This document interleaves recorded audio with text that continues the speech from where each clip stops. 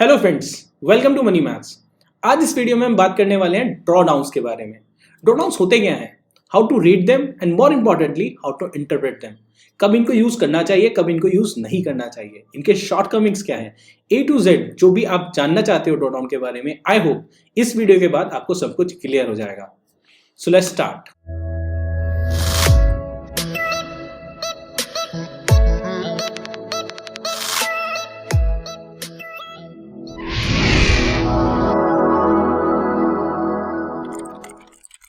देखिए दोस्तों, जब भी हम मार्केट में इन्वेस्टमेंट करते हैं या किसी भी स्टॉक में इन्वेस्ट करते हैं, किसी भी म्यूचुअल फंड में इन्वेस्टमेंट करते हैं, we always look from two aspects. One is the return, second is the risk.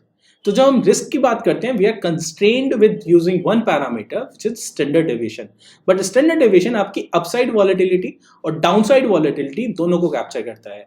इसीलिए टू कैप्चर कि मेरा कितना लॉस किसी पर्टिकुलर इन्वेस्टमेंट में हो सकता है या हिस्टोरिकली हुआ है, उसको कैप्चर करने के लिए we use what is known as draw down. तो जैसा आपको पता है कि स्टॉक मार्केट कभी भी लीनियरली ऐसे काम नहीं करता। Even though long term trend हमारा लीनियर रहता है, बट शॉर्ट टर्म में market works in this manner.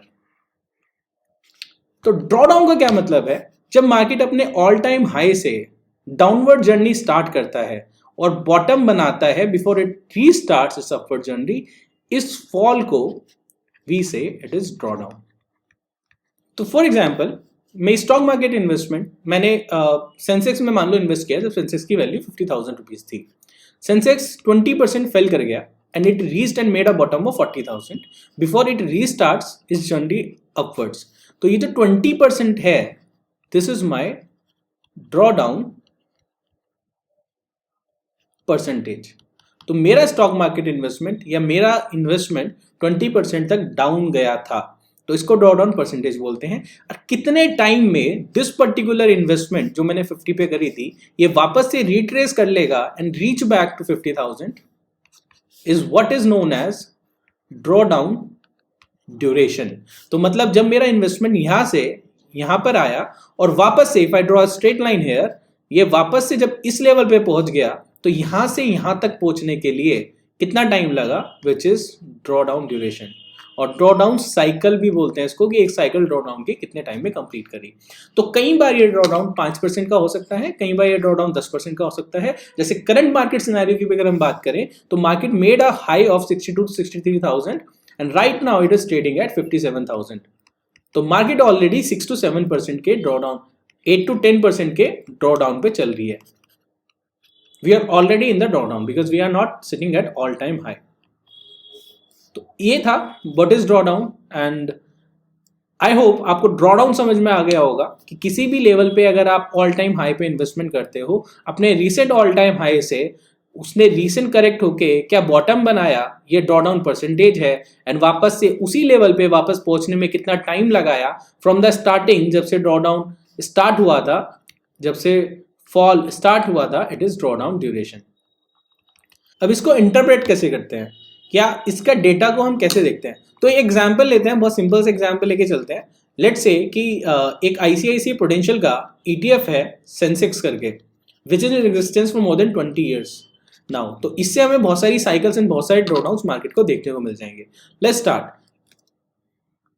सो जैसे मैंने बोला कि आईसीआईसीआई प्रूडेंशियल सेंसेक्स ईटीएफ है, 20 साल का डेटा हम देख रहे हैं, 2003 से this fund has been in existence.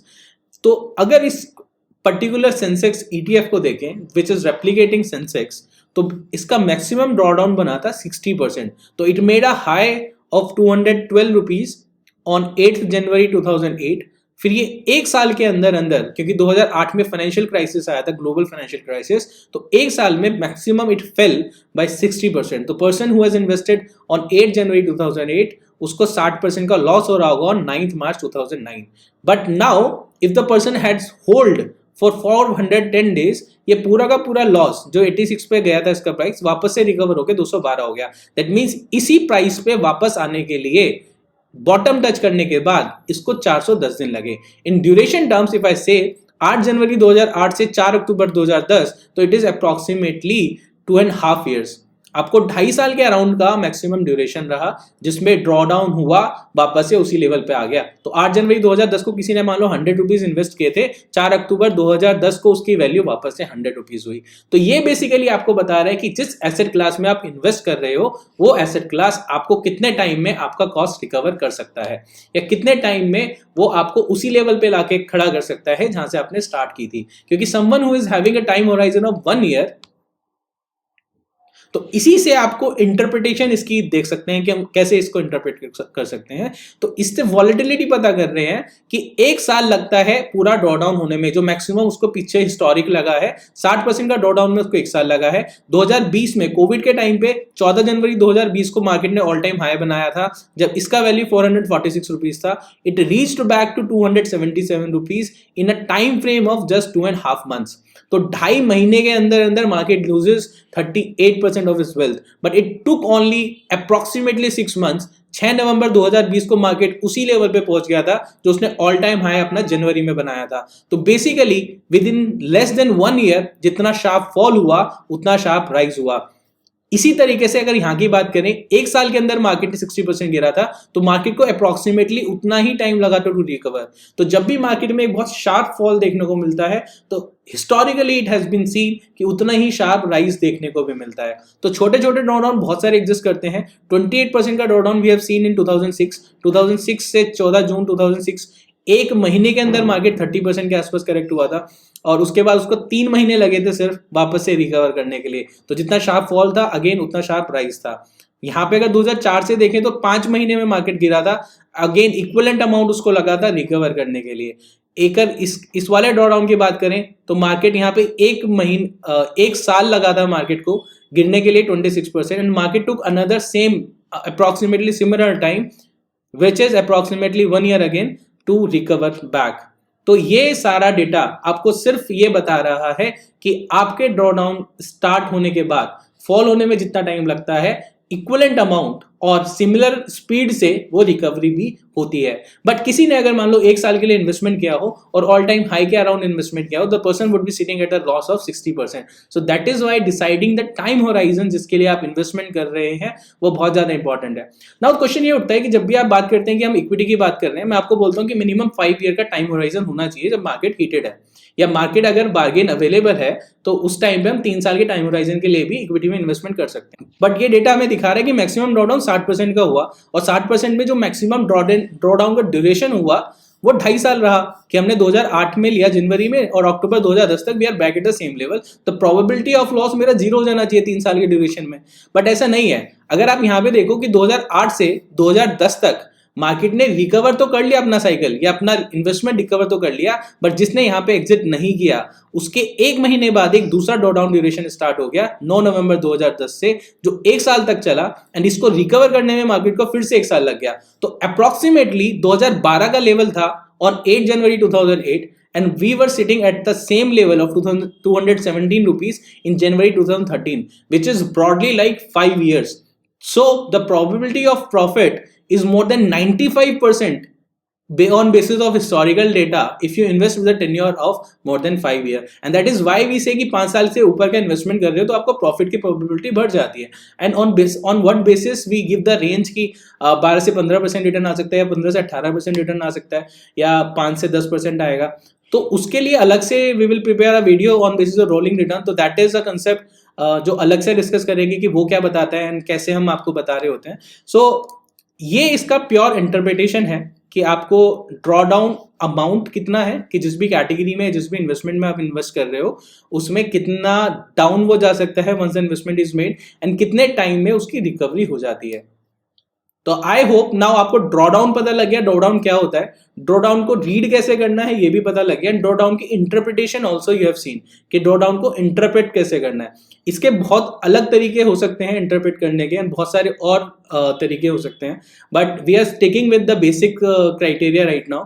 And now we are moving to the shortcomings कि कब ऐसा होगा कि आपको ड्रॉ डाउन को नहीं देखना चाहिए। ऐसा नहीं है कि आप हमेशा ड्रॉ डाउन को देख के you can invest blindly and बाकी किसी पैरामीटर को या बाकी किसी और चीज को हमें नहीं देखना है।